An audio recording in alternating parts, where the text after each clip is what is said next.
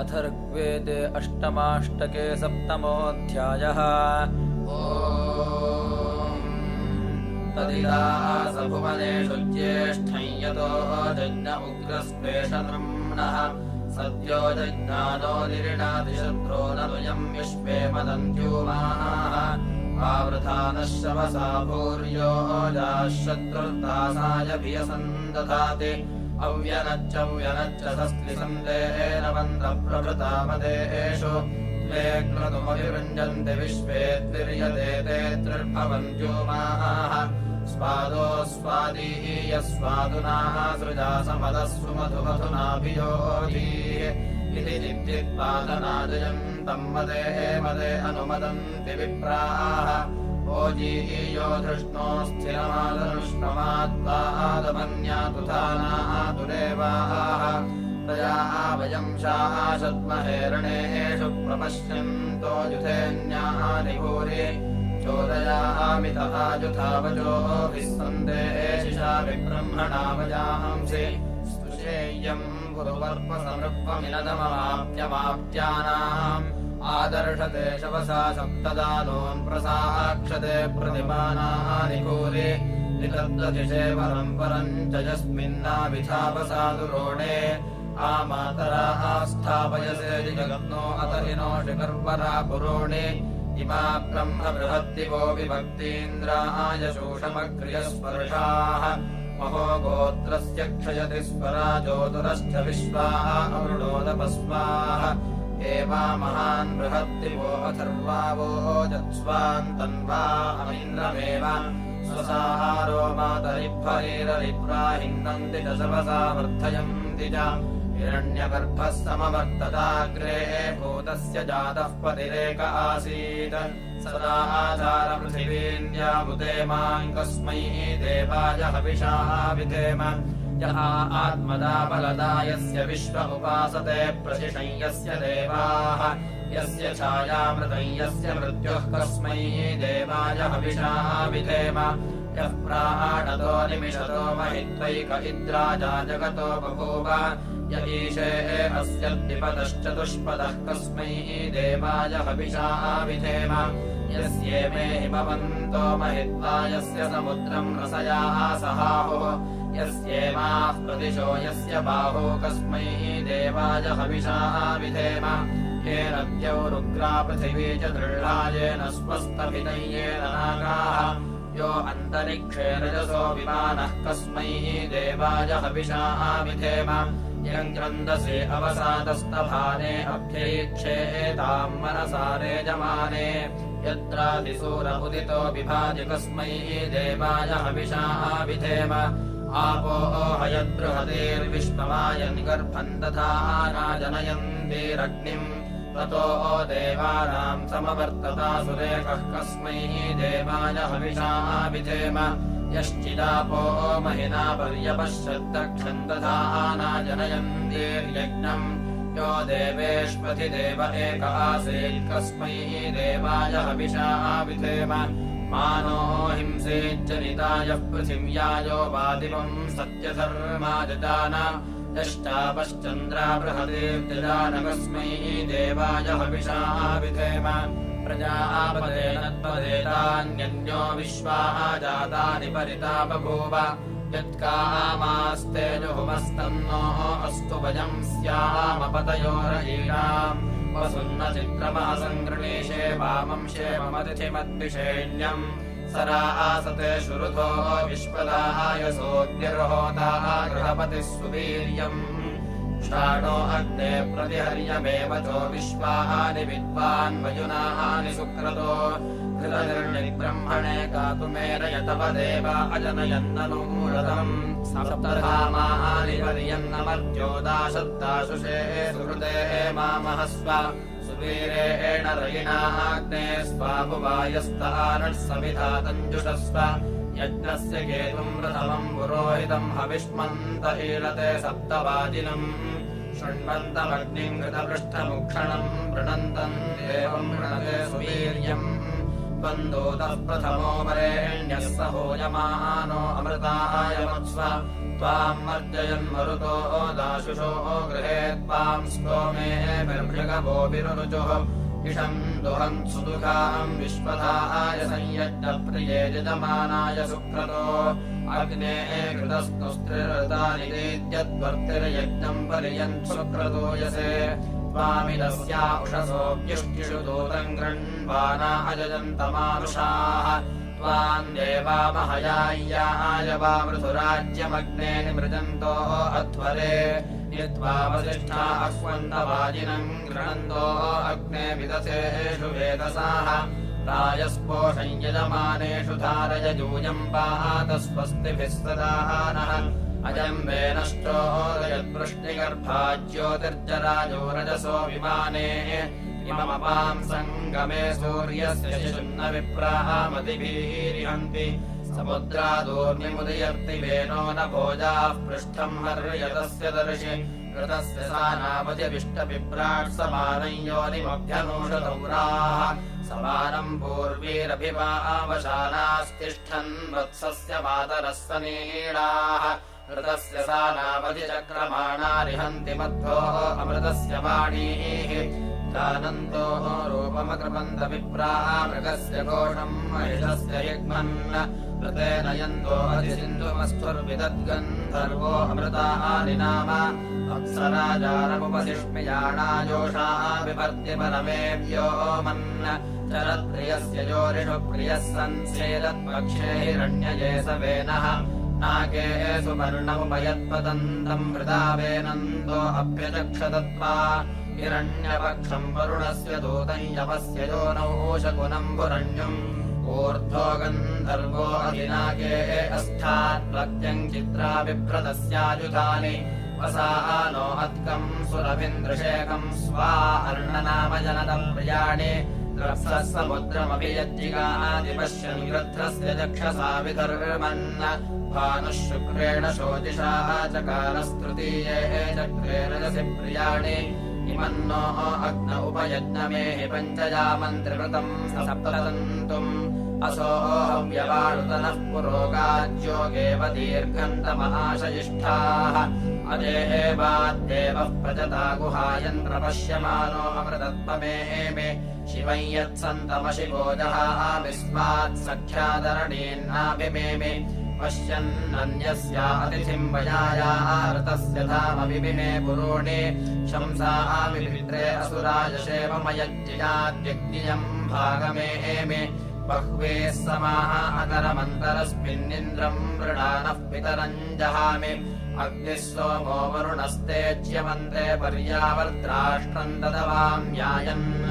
निर्माया उद्ये असुरा अपोवन्तम् च मा वरुणकामयासे ऋतेन राजन्नृतम् विविञ्चन्मम राष्ट्रस्याधिपत्यमेः इदम् स्वरितमिदास वाममयम् प्रकाशपूर्वा अन्तरिक्षम् हनाववृत्रन्निरेहि सोमहविष्वासन्तम् हविषा आजजाम कविः कवित्वादिविरूपमास जलप्रभूते वरुणो निरपसृजत् क्षेमम् गृह्वानाजनयो न सिन्धवस्ता अस्य वर्णम् शुचयो परिभ्रति ता अस्य ज्येष्ठमिन्द्रियम् सजन्ते ता एमाख्येति स्पृधजा मदन्तेः ता एम् विशो न राजानम् मृणानाभेः वत्सुवो अपवृत्रादतिष्ठन् बेभत्सूनाम् सयुजम् हंसमाहुरपान् दिव्यानाम् सख्ये चरन्तम् अनुष्टुभमनुचूर्यमाणमिन्द्रम् निजिज्ञुः कवयो मनीषा अहम् रुद्रेभिर्वसुभिश्चराम्यहमादित्यैरुतविश्वदेवैः अहम् मित्रावरुणो भामिभर्म्यहमिन्द्राग्ने अहमश्विनो भा अहम् सोममानसम् बिभर्म्यहम् त्वष्टारमुतभूषणम् भगम् अहम् तथा मित्रविणम् हविष्मते सुप्राव्ये यजमानाय सुन्वते अहम् राष्ट्रे सङ्गमने वसूनाञ्चिकिदुषे प्रथमा यज्ञियानाम् ताम् महादेवाव्यदधुः पुरुत्रा भूरिस्थात्राम् भूर्यावेशयन्ति मयासो अन्नमर्तियो विपश्यति यः प्राणिति य एम् शृणोत्युक्तम् अमन्तवो मान्त उपक्षयन्ति श्रुतिश्रुतश्रद्धिवन्ते वदामि अहमेव स्वजमिदम् वदामि दुष्टम् देवेभिरुतमानुषेभिः यम् कामयेतन्तमुग्रम् कृणोमि तम् ब्रह्माणन्तमृषन्तम् स्वमेधाम् अहम् रुद्राय धनुरातनोमि ब्रह्मद्विषेशरवे हन्तबाहु अहञ्जनाय समदम् कृणोम्यहन्यावाः पृथिवी आविवेश अहम् सुवे पितरमस्य मूर्धन्नमयोनिरप्स्वा अन्तः समुद्रे ततोऽपि तिष्ठे भुवनानुविश्वोतामून्याम् वर्ष्मणोपस्पृशामि अहमेव वात इव प्रवाहम्यारभमाणा भुवनानि विश्वाः परोदिपापर एना पृथिव्यै तावती महिला सम्बभूव अतमम् वो न दुरितम् देवासो अष्टमर्त्यम् सजोषसोऽयमर्यमा मित्रो नयन्ति वरुणो अतिद्विषाः तद्धिवयम् वृणीमहे वरुणमित्रार्यमन् येनानिरम्भसो यूयम् पाथनेथा च मर्त्यमतिद्विषाः येनोनन्नोऽयमूतये वरुणो मित्रो अर्यमा न इष्ठा उनो नेषणि परिशिष्ठा उनः पर्षण्यतिद्विषाः यूयम् विश्वम् परिपास वरुणो मित्रो अर्यमा युष्माकम् शर्मणि प्रिये स्यामसु प्रणीतयोतिद्विषाः आदित्यासो अतिसृतो वरुणो मित्रो अर्यमा उग्रम् मरुद्भ्ये रुद्रम् भुवेमेन्द्रमग्निम् स्वस्तयेतिद्विषाः नेतार ऊषुणस्थिरो वरुणो मित्रो अर्यमा अतिविश्वानि दुरिताराजानश्चर्षणीनामतिद्विषाः शुनमस्मभ्यमूतये वरुणो मित्रो अर्यमा शर्म यच्छन्तु सप्रथ आदित्यासो यदीमहे अतिद्विषाः यथा हत्यत्पसवो गौर्यम् चित्पदिशितामुञ्चताजयत्राः एवोष्वा अस्मन्मुञ्चताव्यम् हः प्रतार्यग्ने प्रतरन्न आयुः रात्रेऽव्यक्षदायते पुरुत्रा देव्या अक्षभिः विश्वा अधिश्रियोधिता पूर्वप्रा अमर्त्या निवतो देव्यो उद्वताः ज्योतिषा बाधसे तमाः निरुस्पसाः नमस्कृतोषसन् देव्यायते अपेदुहासते तमाः सा नो अत्ययस्याः वयन्नितेयामन्न विक्ष्महि वृक्षेण वसतिम् वयाः निग्रामासो अवीक्षत निपद्वन्तो निपक्षिणाः निश्येनासश्चिदर्थिनाः यावया वृक्ष्या अमृगैयवयस्ते नमोर्म्ये अथा नः सुतरा भव उपमापे विशत्तमः कृष्णम् व्यक्तमस्थितम् उषर्णेव यातय उपतेगा इवाकरम् वृणेष्वदुहितर्दिवः रात्रिस्तोमन्न जिज्ञुषेः आरात्रिपार्थिवम् रजः पितरः प्रायुधामभिः दिवस्तदांसि बृहते वितिष्ठस आत्पेषम् वर्तते तमाः एते रात्रिचक्षसो युक्तासो नवतिर्नव अशीतिः सन्त्वष्टा उतो ते सप्तसप्ततिः रात्रिम् प्रपद्ये जननीम् सर्वभूतनिवेशनीम् भद्राम् भगवतीम् कृष्णाम् विश्वस्य जगतो निशाम् संवेशिनीम् संयमिनीम् गृहनक्षत्रमालिनीम् प्रपन्नोऽहम् शिवाम् रात्रिम् भद्रे पारमशीमहि भद्रे पारमशीमह्योन्नमाः स्तोष्यामि प्रयतो देवीम् शरण्याम् बह्वृजप्रियाम् सहस्रसंहिताम् दुर्गाम् जातवेदसे सुनवामसोमम् शान्त्यर्थम् तद्विजातीनाम् ऋषभिः सोमपाश्रिताः ऋग्वेदे त्वम् समुत्पन्नाराते यतो निदहाति वेदाः ये त्वाम् देवि प्रपद्यन्ति ब्राह्मणाहम् व्यवाहनीम् अविद्या बहुविद्यावासनः पर्षदति दुर्गाणि विश्वाः ये अग्निवर्णाम् शुभाम् सौम्याम् कीर्तयिष्यन्ति चेद्विजाः ताम् स्तारयति दुर्गाणि नावेव सिन्धुम् दुरितात्यग्निः दुर्गेषु विषमे घोरे सङ्ग्रामे रिपुसङ्कटे अग्निचोरनिपातेषु दुष्टग्रहनिवारणे दुर्गेषु विषमेषु त्वम् सङ्ग्रामेषु वनेषु च मोहयित्वा प्रपद्यन्ते तेषाम् मे अभयम् कुरु तेषाम् मे अभयम् कुर्वोन्नमाः केशिनीम् सर्वभूतानाम् पञ्चमीति च नाम च समादिशा देवी सर्वतः परिरक्षत्वोन्नमाः तामग्निवर्णाम् तपसा ज्वलन्तीम् वैरोचनीम् कर्मफलेषु जुष्टाः दुर्गाम् देवीम् शरणमहम् प्रपद्ये सुतरसितरसे नमः दुर्गा दुर्गेषु स्थानेषु शन्नो देवीरभिष्टये य इमम् दुर्गास्तवम् पुण्यम् रात्रौ सदा पठेत् रात्रिः कुशिकशोभरो रात्रिर्वा भारद्वाजे रात्रिस्तवो गायत्री रात्रे सूक्तम् जपेन्नित्यम् तत्कालमुपपद्यते पुलोकयातुम् शुशुलोकयातुम् जहिष्मयातुमुदकोकयातुम् सुवर्णयातुमुदगृध्रयातुम् दृशते एव प्रमृणरक्ष इन्द्र विषङ्गवृष्टिमम् वृणम् पिशाचिमिन्द्र संवृण सर्वम् रक्षो निवर्हयाय हिमस्त्यक्वाजराजुनाशाले परिम् ययामसे उतः क्रदो हि नोचियोग्निर्ददातु भेषजम् शिशेतः क्रदो हि नोचियोग्निर्ददातु भेषजम् अन्तिकामग्निमजनयतोर्वादस्य शुभागमत् अजातपुत्रपक्षायाः हृदयम् मम दूयते विपुलम् वनम् बह्वाकाशञ्चरजातवेदः कामाय माम् च रक्षपुत्रांश्च शरणमभूत्तव पिङ्गाक्षलोहितग्रे एव कृष्णवर्ण नमोऽस्तु ते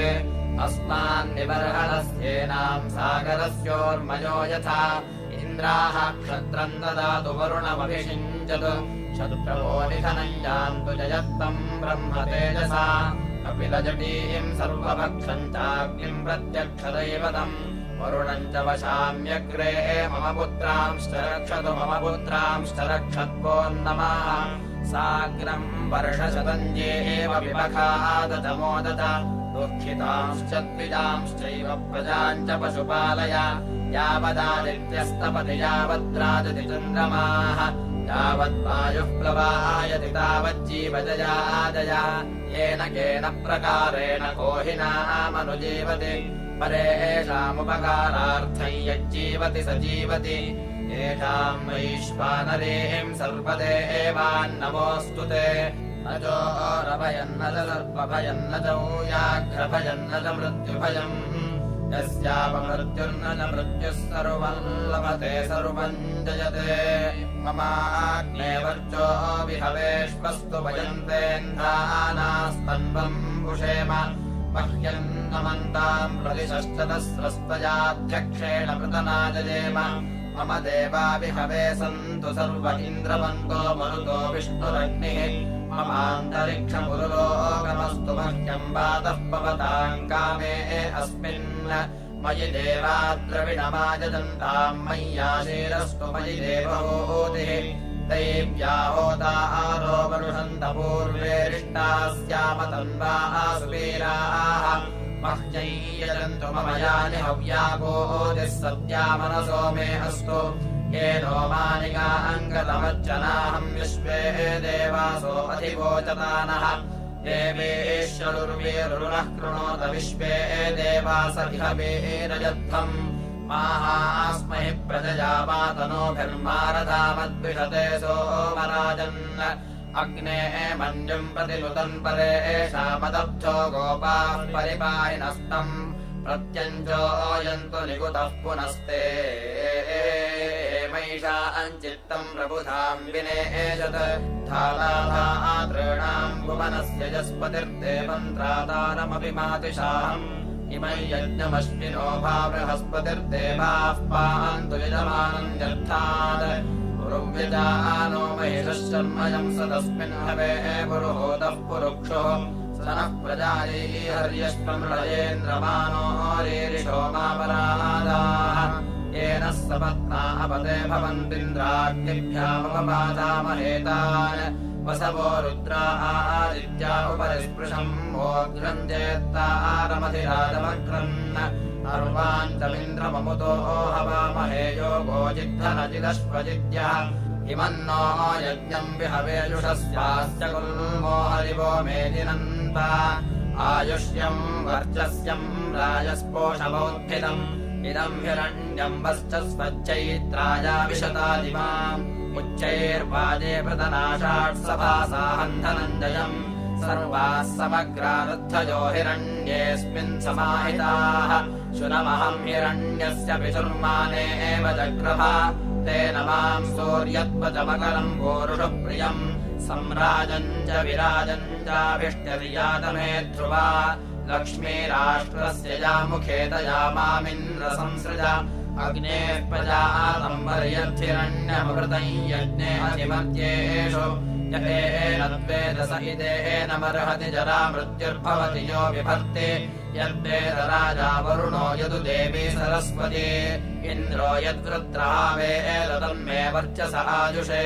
न तद्रक्षांसि न पिशाचाश्चरन्ति देवानामोजः प्रथमजम् ह्येतत्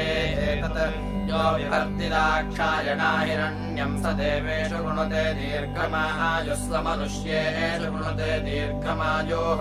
यदा वर्धन्दाक्षायणा हिरण्यम् शतानीकायसुमनस्य माना तन्न आबध्नामि शतशारदायायुष्माञ्जरदष्टिर्यथा सत् कृता दुर्लुप्तम् मधुमत्सुवर्णम् धनञ्जयम् तरुणम् धारयिष्णु ऋणक्सपत्नादधरांश्च कृण्वदारोऽहमाम् महते सौभगाय प्रियम् मा कुरु देवेषु प्रियम् राजसु मा कुरु प्रियम् विश्वेषु गोत्रेषु मयिदेहि रुचारुचम्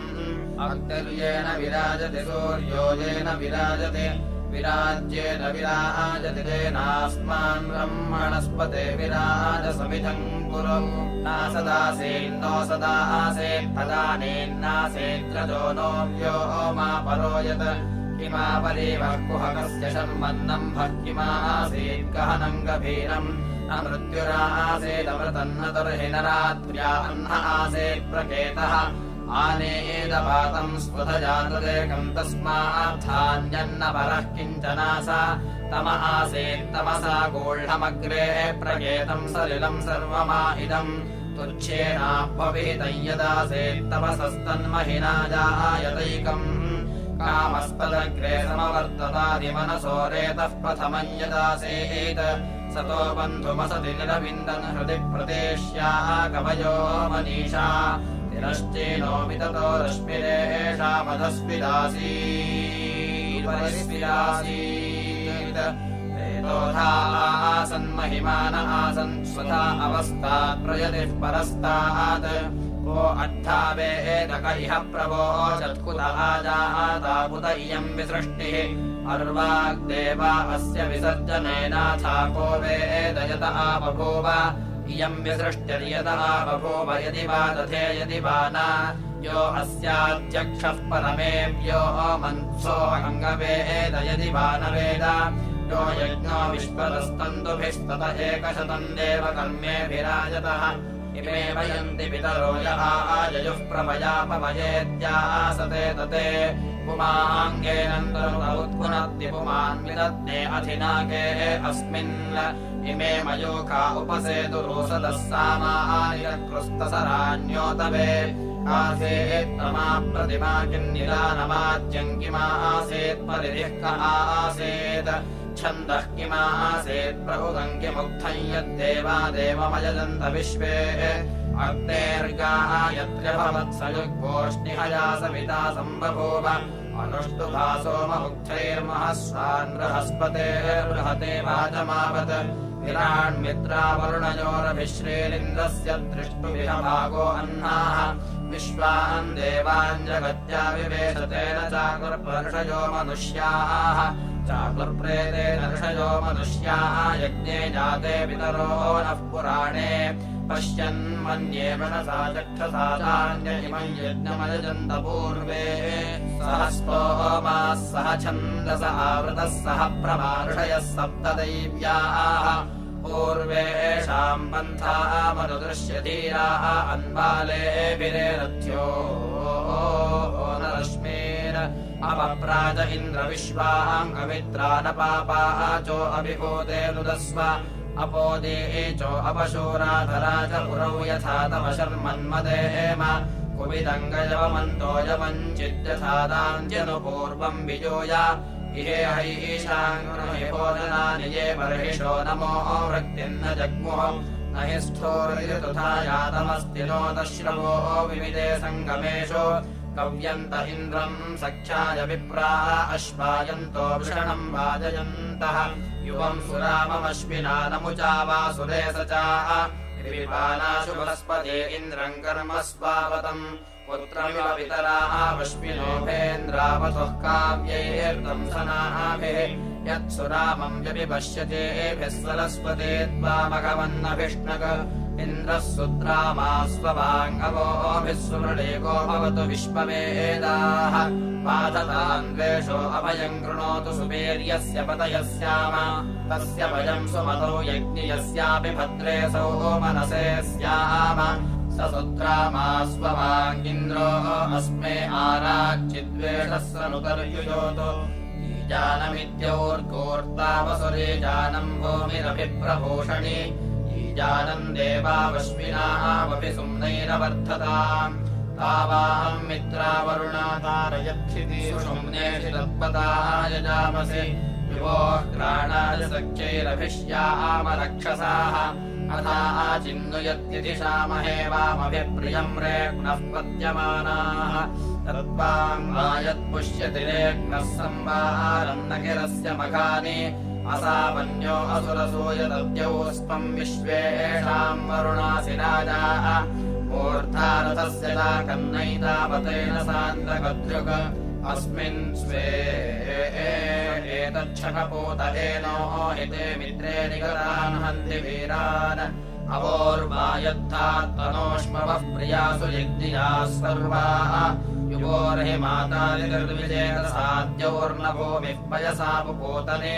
अवप्रियादिनिष्टनसूरो निलिप्तरश्मिभिः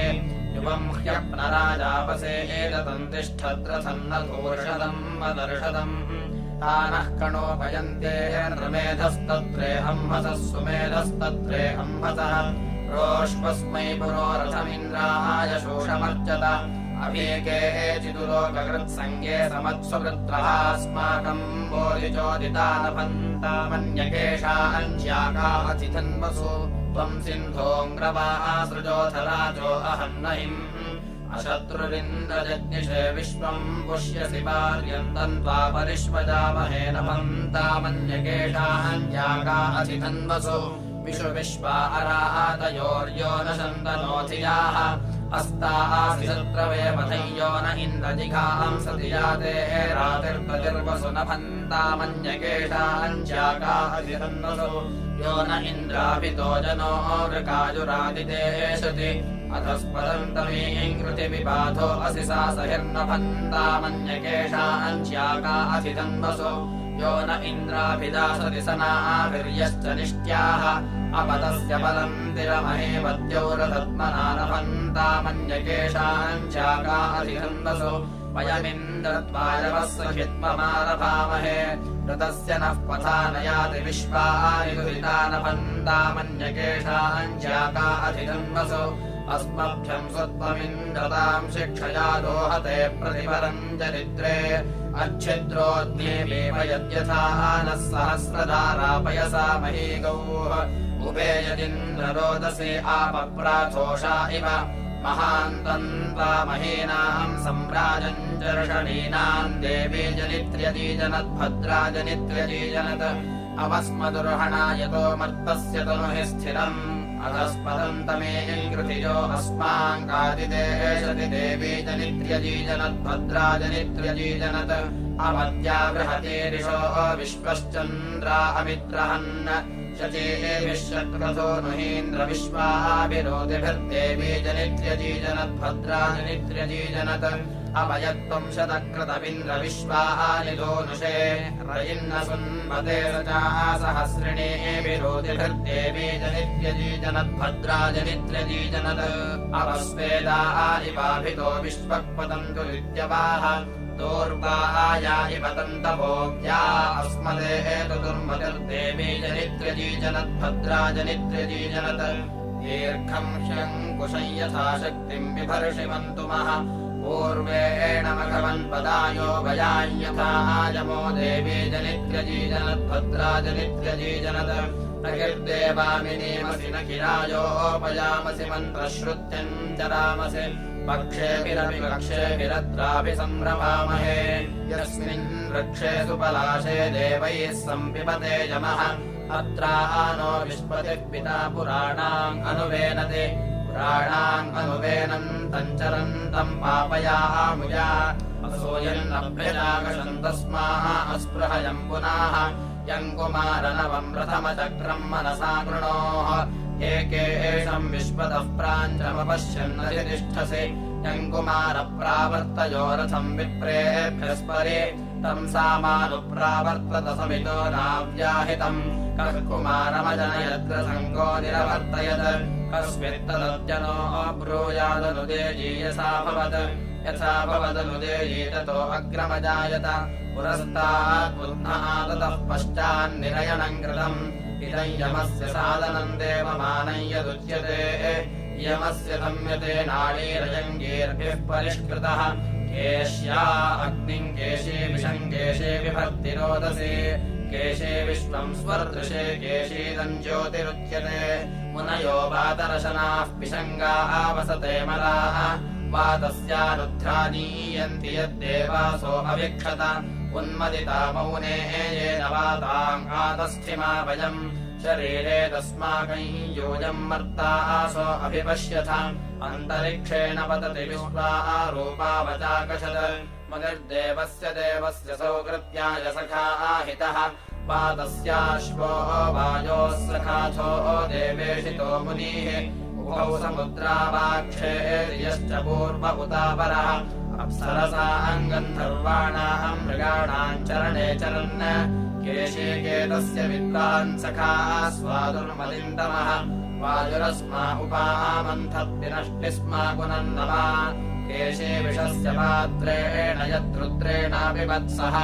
उत देवा अपहितम् देवा उन्नयथा पुनः उतागश्च पृषन् देवा देवाः जीवयसा पुनः द्वाविमौ वातौ वात आसिन्धोरापरावताः दक्षन्ते अन्य आवातु परान्यो वातु यद्रपाः आवातवाहि भेषजम् विवातवाहि यद्रपाः त्वम् हि विश्वभेषजो देवानाम् दूत ईयसे आत्तागमम् शन्तादिभिरथो अरिष्टतादिभिः दक्षन्ते भद्रमाभार्षम् परायक्ष्मम् सुवामिते त्रायन्तामिह देवास्त्रायताम् मरुताङ्गणः त्रायन्ताम् विश्वा भूतानि यथा जमलपा असत् आपदित्वा उभेषजीरापो अमीव चातनीः आपः सर्वस्य भेषजीस्तास्ते कृण्वन्तु भेषजम् हस्ताभ्याम् दशशाखाभ्याम् जिह्वावाचः पुरोगवी अनामयित्तुभ्याम् ताताभ्याम् तोपस्पृशामसि तवत्य इन्द्रसख्येषु वह्नय ऋतम् मन्वानाभ्यदर्तिरुर्बलम् यत्रादशस्य नृषसोरिणन्नपः कुत्साय वन्मन्नः यश्च दंसजाः अवासृजः प्रस्वश्वञ्जयो गिरीनुदाय पुस्रा अपि वो मधुप्रियम् अवर्धयो वनिनोऽस्य दंससा शुशोच सूर्यऋतजातया गिरा विसूर्यो मध्ये अमुचद्रथम् दिवो विदत्तासाय प्रतिमानमार्याः दृढानि विप्रोरसुरस्य मायिन इन्द्रो व्यास्यच्च कृपाम् मृजिष्वना अनादृष्टानि दृढितो व्यास्यन्निधीङ्गदेवाङ्गमृणदयास्याः मासे वसूर्यो वसुपुर्यपादते गृणानः शत्रूम् रषणाद्विरुक्मता अयुद्धसेनो विभ्वा विभिन्नता दासद्रुद्रः तुज्यानितेजते इन्द्रस्य वज्रादपिभेद विष्णसः प्राक्रामच्छुञ्जो रजः दुषानाः एताद्याते श्रुत्यानि केवलायते क एकमकृणोरयज्ञम् मासाम् विधानमदथा अदित्य विद्वया विभिन्नम् भरति प्रतिम्बिता सूर्यरश्मिरहरिकेशः पुरस्तात् सविता ज्योतिरुदयाम् अजस्रम् तस्य पूषा प्रसवेयादिविद्वान् सम्पश्यन् विश्वा भुवनानि गोपाः ऋचक्षाः येष दिवो मध्य आस्त आपप्रिवान् रोदसे अन्तरिक्षम् स विश्वाचेरभिनष्टे कृताचेरन्तरा पूर्वमपरम् च केतुम् राजो बुध्नः सङ्गमनो वसूनाम् विश्वारूपाभिचष्टेषतेभिः देव इव सविता सत्यधर्मेन्द्रो नतस्थौ समरेथनाना विश्वावसुं सोमगन्धर्वमापो ददृशुषेस्तदृतेनाव्यायन् तदन्ववैरिन्द्रो रारहाण आसाम् परिसूर्यस्य परिधीङ्ग्रपश्यत् विश्वावसुरभितन्नो गृणातु दिव्यो गन्धर्वो रजसो विमानाः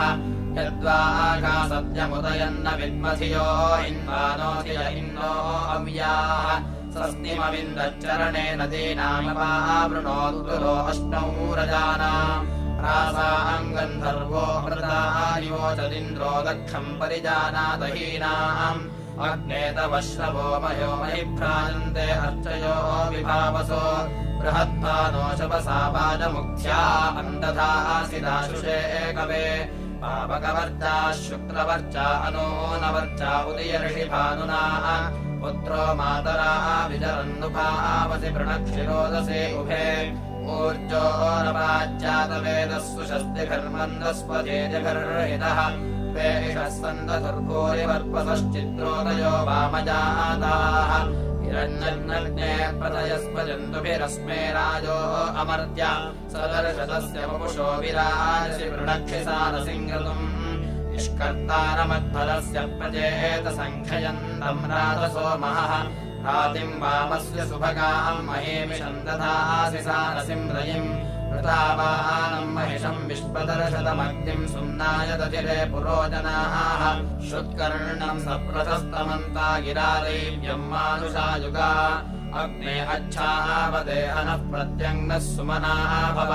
प्रणो यच्छ विशस्पते धनदा असि नस्त्वम् प्रणो यच्छत्वर्यमा प्रभगः प्रबृहस्पतिः प्रदेवाः प्रोतसूदृताः रायो देवी ददातु नः सोमम् राजा नमवसेऽग्निर्भिर्हवामहे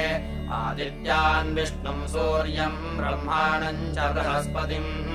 इन्द्रवायो बृहस्पतिम् सुहवेह हवामहे यथा नः सर्व इज्जनः सङ्गत्याम् सुमना असत् पर्यमणम् बृहस्पतिमिन्द्रम् दानाय चोदय वातम् विष्णुम् सरस्वतीम् सवितारम् च वाजिनम् त्वन्नो अग्ने अग्निभिर्ब्रह्मयज्ञम् च वर्धय त्वन्नो देवतादये राजोदानाय चोदय अयमग्ने जलिता त्वे अभूदपि सहसः सूनो नह्या अन्यदस्याप्यम् भद्रम् यशर्म त्रिवरो समस्तित आरे हिंसा नामपदिद्युमाकृति प्रपत्ते अग्ने जनिमापितो यतः सा चैव विश्वा भुवनान्द्रियञ्जसे प्रसप्तयः प्रसरिषन्तनोऽसि यः पुरश्चरन्ति पशुपा इवत्मनाः उत वा उपरि वृणक्षिपप्सद्बहोरग्न उलपस्य स्वधावः उत खिल्या उर्वराणाम् भवन्ति माते हेरिन्द्रविषेञ्चुक्रुधाम यदुत्वतो निपतो यासि वप्सत्पृथगेषि प्रगर्थिनी वसेनाः यदा देवादो अनुवादिशोचिर्वप्ते वश्मश्रुवपसि प्रभूम प्रत्यस्य श्रेणयो ददृश्र एकम् नियानम् बहवो रथासः बाहो यदग्ने अनुमर्मृजानोऽन्यम् उत्तानामन्वेषि भूमिम् उत्ते सुष्मादिहतामुत्ते अर्चिरुत्ते अग्नेषु समानस्य वाजाः उच्छ्वन्दस्वलिनमवर्धमानः त्वाद्य विश्वेव समस्सदन्तु अवामिदन्ययनम् समुद्रस्य निवेशनम् अन्यम् कृणुष्वेदः पन्थाम् तेन याहि वशाङ्गनो आयने ते परायणे दूर्वा आरोहन्तु पुष्पिणीः ह्रदाश्च पुण्डरीकाणि समुद्रस्य गृहा इमे इति अष्टमाष्टके सप्तमोऽध्यायः।